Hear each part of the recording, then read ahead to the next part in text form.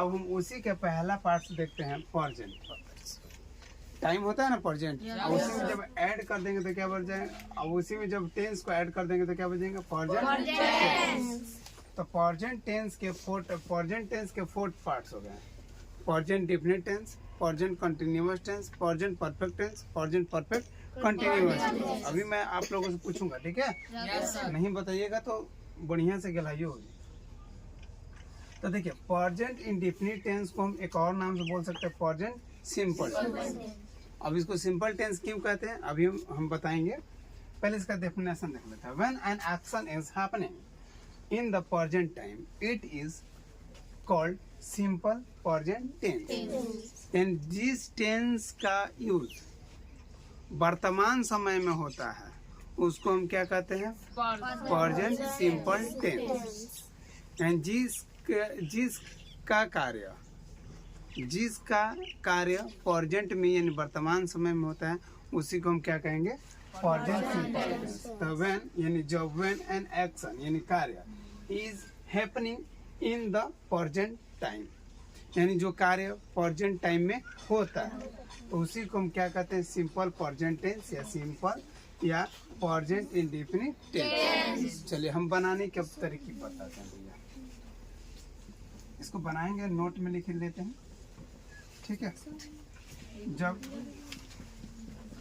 लिखते चलिए बेटा, हिंदी सेंटेंस में, जब हिंदी सेंटेंस के अंत में यानी एंड में ता रहे, ते रहे, ती रहे, ता रहे, ते रहे, ती रहे के साथ हैन रहे, हो रहे, हूँ रहे, हैं रहे, तो इसका इंग्लिश में सेंटेंस किससे बनेगा, सिंपल प्रेजेंट टेंस बनेगा। जैसे मैं रोता हूँ, मैं रोता हूँ, तो हूँ आ गया, आता आ गया ना। वह खेलती है, तो ती आ गया ना। तो जब हिंदी सेंटेंस में ता ते ती रहता है, इसके साथ है, हैन, हूँ रहता है, तो समझेंगे कि ये सिंपल प्रेजेंट टेंस है, ठीक है? और ये तो हिंदी में हो गया। इंग्लिश में कैसे समझेंगे कि जब कोई हेल्पिंग वर्ब नहीं रहेगा, एक्सुलरली वर्ब नहीं रहेगा, यानी जब अफर्मेटिव सेंटेंस 4 प्रकार का होता है भाई। सेंटेंस जो बनता है इंग्लिश में 4 टाइप से, अफर्मेटिव, निगेटिव, इंट्रोगेटिव, एक होता है WH वर्ड्स। तो अफर्मेटिव सेंटेंस बनाते हैं तो इसमें किसी भी एक्सुलरली वर्ब का यूज होता ही नहीं है, एक्सुलरली वर्ब का यूज नहीं होता है। एक्सुलरली वर्ब क्या, जब हम वर्ब आपको पढ़ाए तब आपको पता है, डू डज। अब देखिए इसमें दो ही एक्सुलरली वर्ब का यूज करते हैं, यहाँ पे लिखे भी है नीचे कि अफर्मेटिव सेंटेंस में किसी भी एक्सुलरली वर्ब का यूज नहीं होता है। तो अब देखिए टेंस, अगर प्रेजेंट टेंस में एक्सुलरली वर्ब का यूज करते हैं तो एक डू का करते हैं और दूसरा किसका करते हैं, डज का, ठीक है? अब देखिए यहाँ पे तीसरा नंबर देखेंगे तो निगेटिव एंड इंट्रोगेटिव सेंटेंस में डू और डज का यूज किया जाता है, लेकिन अफर्मेटिव में यूज नहीं किया जाता है, इसीलिए इसको सिंपल प्रेजेंट टेंस कहते हैं। क्लियर हो गया? अब देखिए, अब जैसे अगर मैं रोता हूँ, आई वीप, ठीक है? कोई दिक्कत बेटा? अब देखिए वह खेलती है, तो क्या हो जाएगा, सी प्लेस।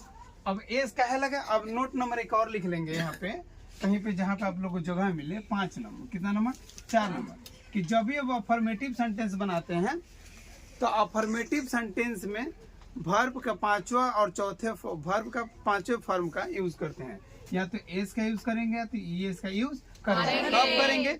जब थर्ड पर्सन में सिंगुलर नाउन होगा तब।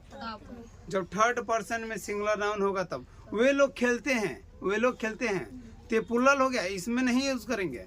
मैं खेलता हूँ, वह खेलती है, तो वह खेलती है क्या, सिंगुलर है, इसमें एस और ईएस का यूज करेंगे।